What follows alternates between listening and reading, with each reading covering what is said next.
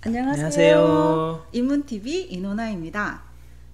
네, 이민우입니다. 네, 게스트 오늘도 이제 이민우 선생님 모셨습니다. 네, 또 뵙습니다. 오늘은 책알못의 수다로 오늘 콘텐츠를 만들어 볼 건데요. 네, 오늘 누구의 책으로? 네, 오늘은 앞에 보이시는 책을 쓴 미국 현대 작가 필립 로스를 얘기하고자 합니다. 필립 로스의 포트노이시의 불평. 포트노이. 그러니까 제가 이제 이거를 대학교 때 처음 접했는데, 그때 이제 아주 옛날에 번역됐던 번역본. 근데 이제 그게 상태가 별로 안 좋아서 원서를 같이 해서 봤거든요. 네네. 예, 근데 이제 포트노이스 그 컴플레인트. 컴플레인트. 네. 네. 영어 선생님입니다. 예. 포트노이스 컴플레인트인데, 그 컴플레인트가 이제 불평 이렇게도 해석되고 불만 이렇게도 해석되지만 그래서 그게 제가 선생님 빌려주셔서 읽었잖아요. 네. 그게 보니까 이게 포트노이증이라고 해서 그게 네. 증세라는 네. 뜻이 첫 번째 뜻이더라고요. 네, 그 네. 컴플레인트 해가지고 불평 불만 이건 세 번째 뜻이고, 네. 그래서 이제 원래 원제는 포트노이증이라고 하는데 우리나라 제목은 포트노이의 불평이라고 붙인 거더라고요. 근데 그나저나 오늘 왜 필립 로스인가요? 그래서 아무튼 네. 뭐 불만, 불평, 실제로는 불만으로 소개된 적도 있어서, 예, 그래서 제가 헷갈렸는데, 아무튼 포트노이의 불평이라고 이제 최근에 몇 년 전에 이제 다시 번역이 됐는데, 필립 로스는 제가 제일 좋아하는 미국 작가입니다. 그리고 이제 제가 특히 이제 유대인들의 어떤 어떤 문학 콘텐츠를 되게 좋아합니다. 영화는 우디 앨런이고요.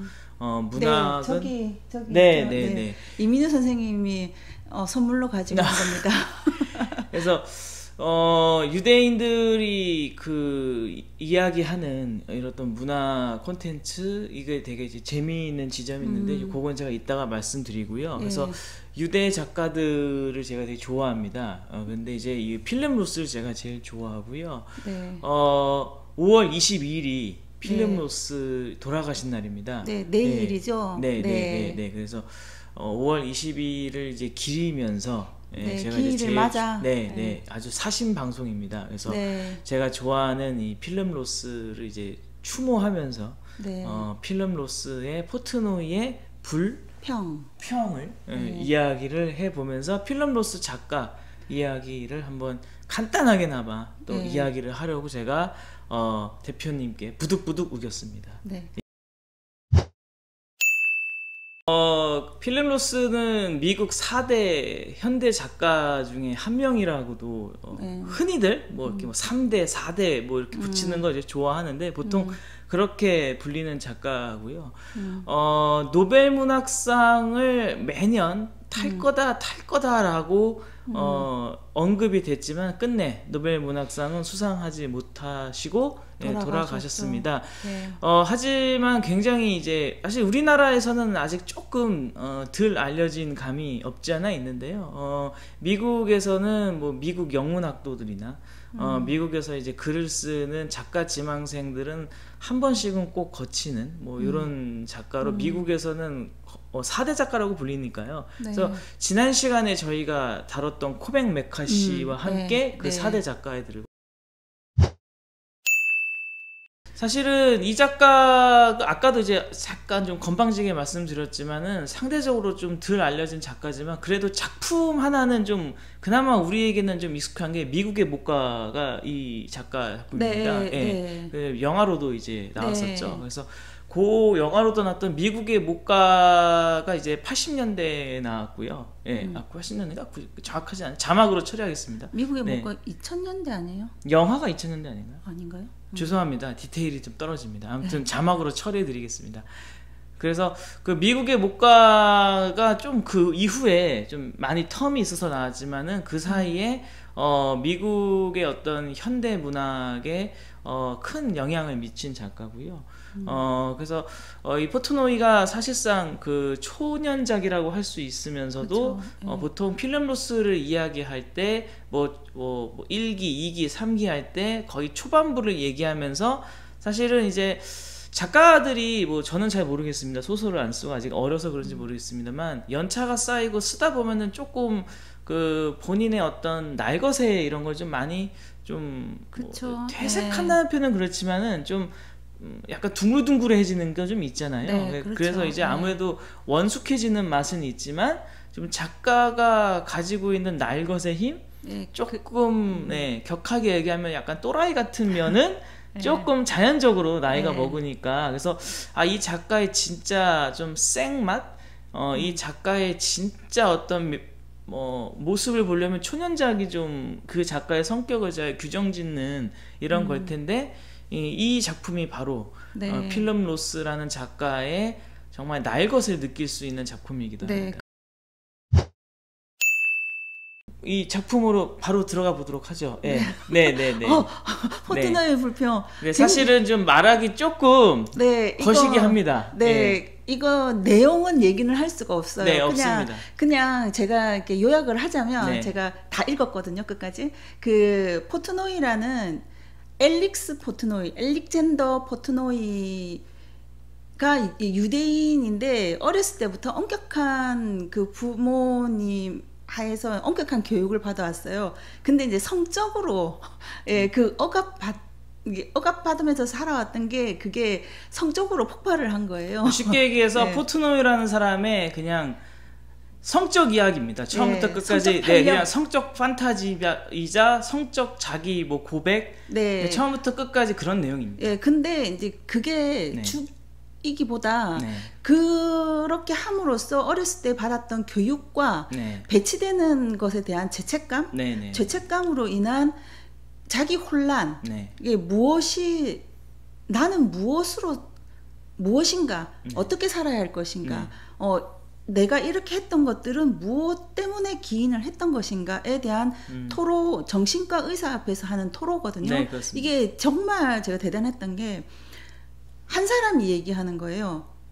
거의 독백이에요. 다 독백이에요. 끝까지 의사가 한마디 나중에 한 문장이 나오는데 의사의 말은 한 문장이 나오고 끝까지 혼자 얘기하는 거고 그리고 다 현재 진행형으로 현재 진행형이 아니고 현재형으로 문장이 다 구성이 되어 있어요. 그게 뭐 5살 때 일이건 지금 30 중반의 일이건 다 현재형으로 굉장히 리얼하고 생생함 그 생동감 있게 문장이 이건 번역의 힘인가요?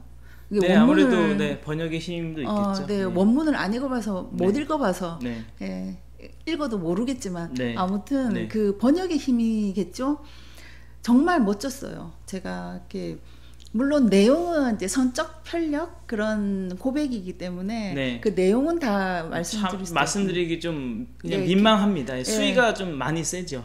그래서 이게 처음에는 금서, 각 도서관의 금서로 지정이 되었고 호주에서는 금수 조치가 있어가지고 펭귄 오랜만에 듣네요. 금수 조치. 펭귄 북스가 밀수입을 단행했던 그 문제의 화제작이라고 하네요. 역시 저 대학 다닐 때도 많이 봤던 펭귄 무슨 해적판의 대명사죠.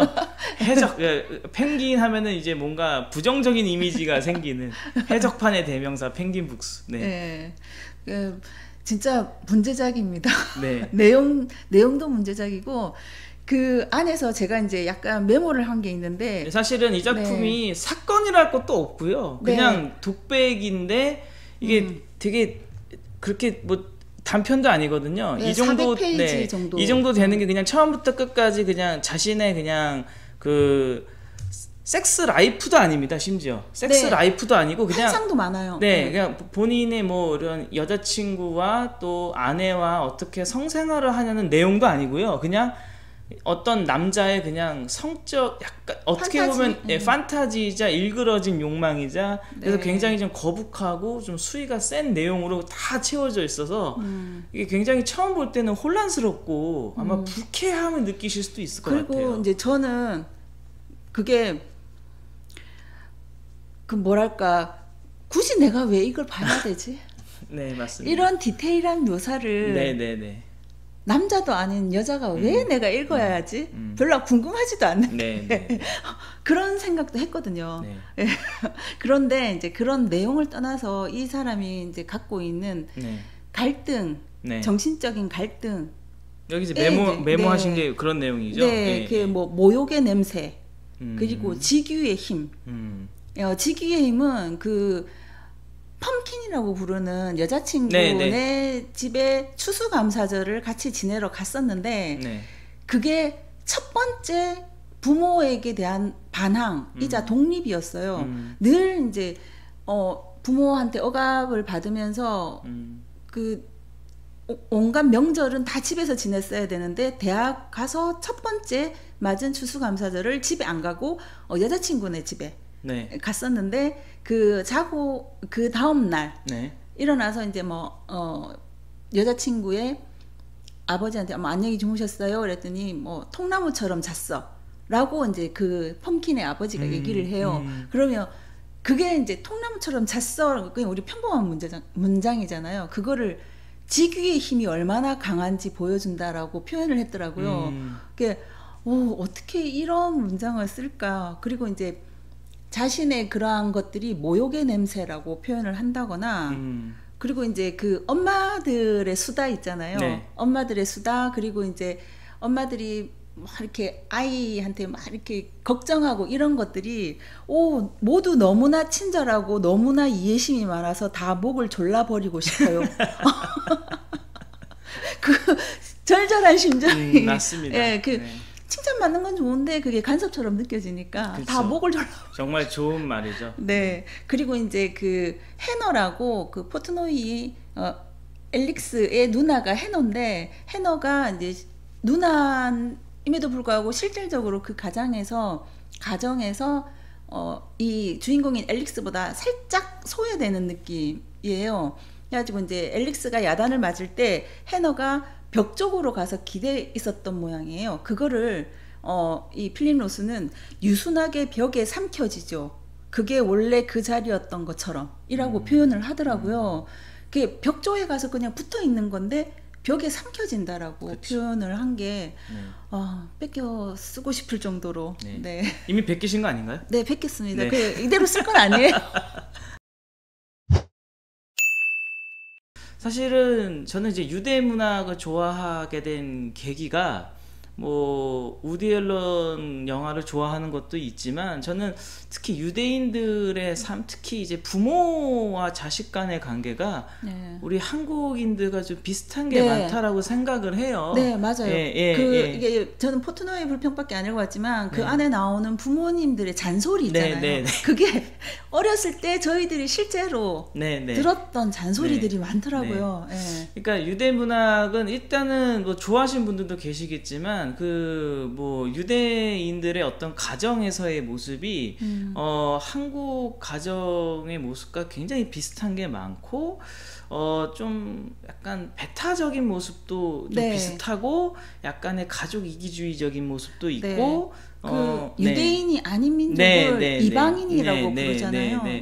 그러니까 특히 이제 뭐 우디 앨런 영화도 이제 많은 분들이 좋아하시니까 이제 보면은 그런 게 느껴지잖아요. 그래서 특히 이제 유대인들이라고 하면은 뭐 이제 굳이 얘기를 하자면 비교를 하자면 뭐 경상도 출신이시니까 그러니까 뭐 우리나라로 치면 좀 보수적인 뭐 경상도 어느 가정과 좀 약간 굳이 비교를 하자면 약간 이해를 돕기 위해서 케바케니까 케이스 바이 케이스니까 그러니까 좀 특히 미국 사회에서의 유대인들은 집 밖에만 나가면 다른 인종이 있고 다른 문화를 만나고 특히 또 문화 예술 쪽으로 관심이 있는 사람들은 많이 또 개방적인 이런 걸 만날 방문만 열면 그쵸. 근데 또 집 안에서는 그런 거 허락하지 않고 그러면 이제 뭐 우리나라의 어떤 보수적인 이런 가정에서 그동안 10대 때까지는 그게 정답이라고 알았던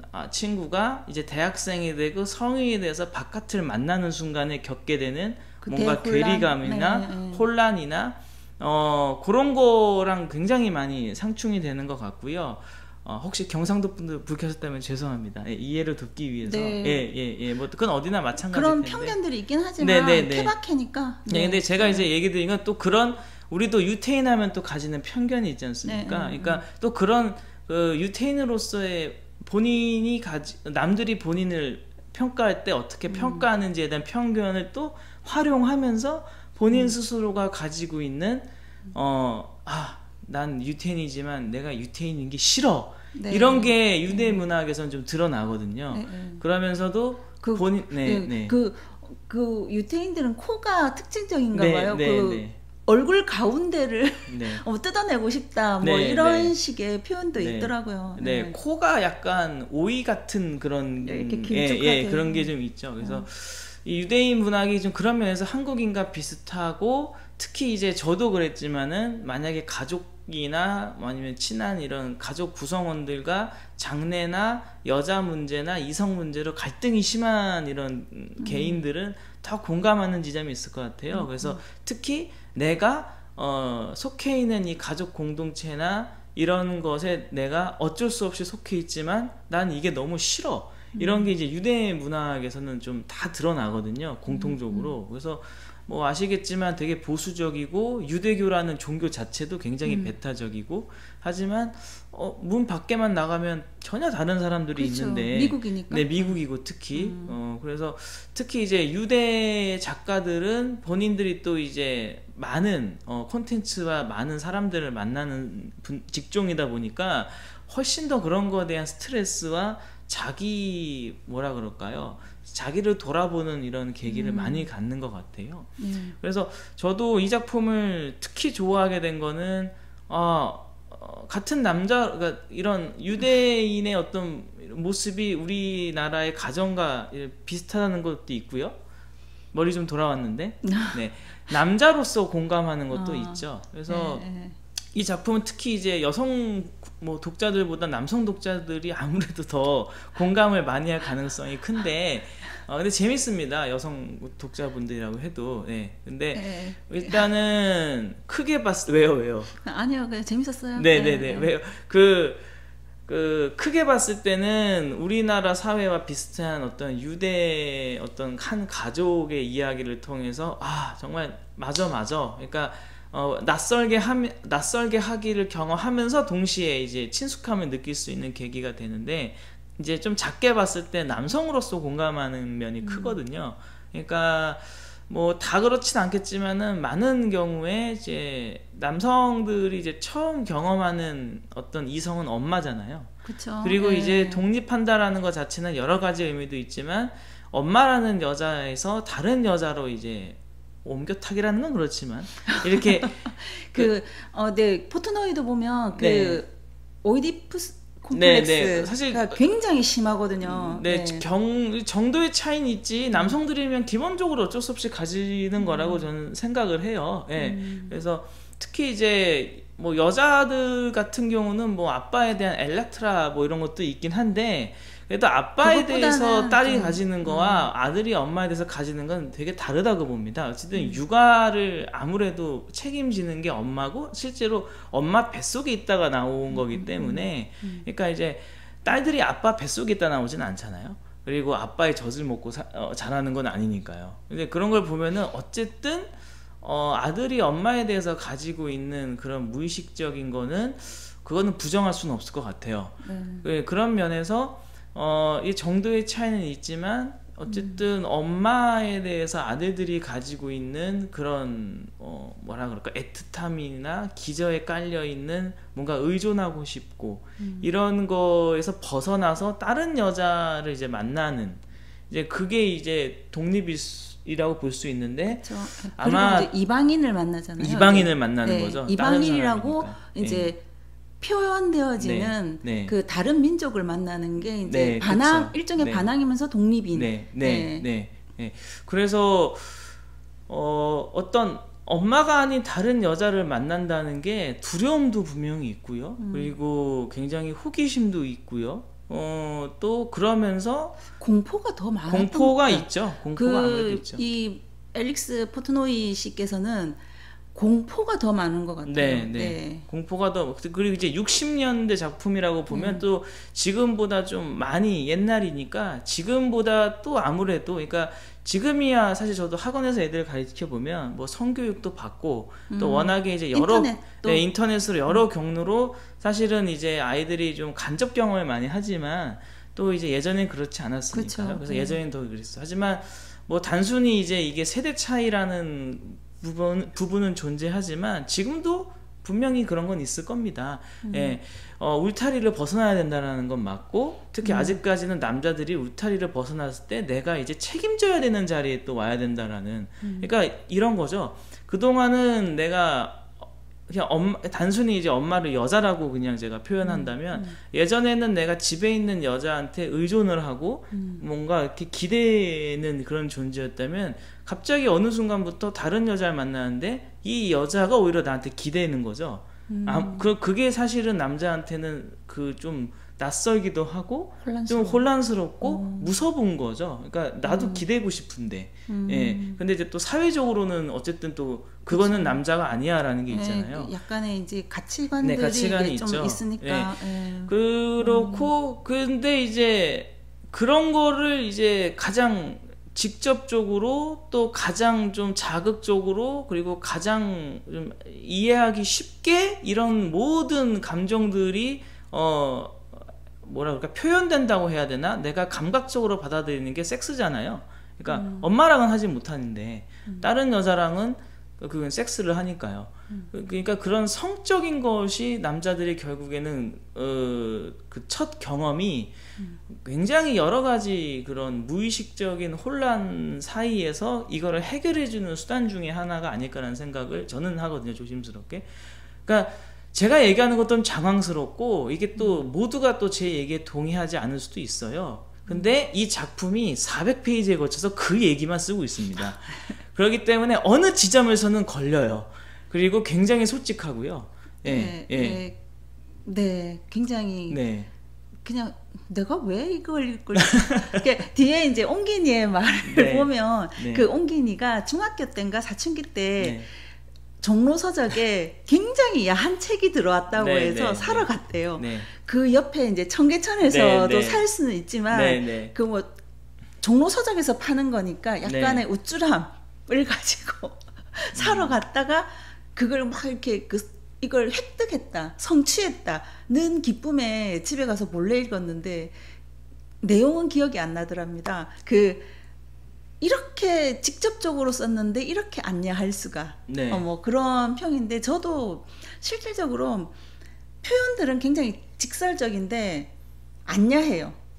그러니까 제가 그거가 이 소설이 단순히 성의 소설이나 어떤 B급 소설이 아니고 현재 처음에는 논란이 많고 아마 지금도 이거는 사실 좀 20대 초반이나 이렇게 좀 사회 초년생들한테는 좀 거부감이 있을 수 있는 내용이 많습니다. 경험이 없거나 그런 건데 이제 지금 어쨌든 좀 읽히기 시작하는 게 그런 면이거든요. 그러니까 그 소설 그 스토리 라인 그 이면에 있는 정신적인 갈등, 공포, 좌절, 그리고 분노, 그리고 그러한 것들을 다 버무려서 오로지 자기 비하하는 데 쓰는 거예요. 그거를 자기는 너무 쓸모없고 근데 외부적으로 볼 때는 굉장히 IQ가 158이고 뉴욕에서 변호사죠 지금. 네, 변호사이고 뉴욕에서 최연소 뭐 이렇게 타이틀은 굉장히 많아요. 천재예요. 그런데 외부에서 보여지는 평가와는 달리 자기 내면은 진짜 개 똥덩어리인 거예요. 그런 그 자괴감 그런 것들로 똘똘 뭉쳐서 자기 비하를 그런데 그런 것들은 모든 사람들이 다 있을 것 같아요. 네. 단순히 이거를 그냥 야하거나 뭐 성적인 묘사로만 있다라고 그렇게 또 너무 단편적으로 생각하시면 이 책의 진수를 또 못 느끼시는 거고 다시 한번 말씀드리지만은 성적인 거는 진짜 지렛대고요. 이렇게 열면 그 안에 진짜 판도라의 상자처럼 그리고 누구나 다 느꼈을 법한 뭐 그런 여러 가지 고민들과 예, 특히 또 이제 젊은 친구기 때문에 이 주인공이 약간 치기 어린 욕망과 이런 것이 다 버무려져 있어서 성공도 하고 싶고 뭐 그런 것도 있고 제가 처음에 필립 로스라고 했는데 팀 로스라고 잘못 알아들었으면서도 불구하고 그거를 모른다는 걸 얘기하고 싶지가 않았었어요. 그 필립 로스가 누구인지 몰랐거든요. 근데 그걸 말하기 싫었던 게 나의 지적 허영이 아니었던가. 이 포트노이 불평 안에서 그 주인공도 지적 허영이 상당히 있잖아요. 그래서 이제 그런 그냥 인간 본성이 가지고 있는 그런 약점들을 잘 꼬집어낸 문제작이었습니다. 개인적으로 제가 이 소설에서 가장 좋아하는 부분을 제가 읽어볼까 합니다. 그리고 모든 소설이 그러겠지만 제가 특히 이제 대학교 다니면서 교수님들한테 많이 들었던 게 특히 이제 미국 뭐 영국 특히 이제 미국 문학 소설의 특징이 작가들이 소설의 맨 처음 문장에 주제를 다 심어 놓으려고 한다. 뭐 굳이 미국 소설뿐만 아니겠지만 약간 얘네들이 이런 좀 스트레스가 좀 있는 것 같더라고요. 그래서 첫 문장이기도 하고 이 소설의 전체적인 거를 다 여러분들이 느낄 수 있는 작품입니다. 전 맨 처음에 이 첫 구절 보고 빵 터져가지고 배를 잡고 굴렀었는데, 어머니는 내 의식에 워낙 깊이 박혀 있어 학교에 들어간 첫 해에 나는 교사들이 다시 읽겠습니다.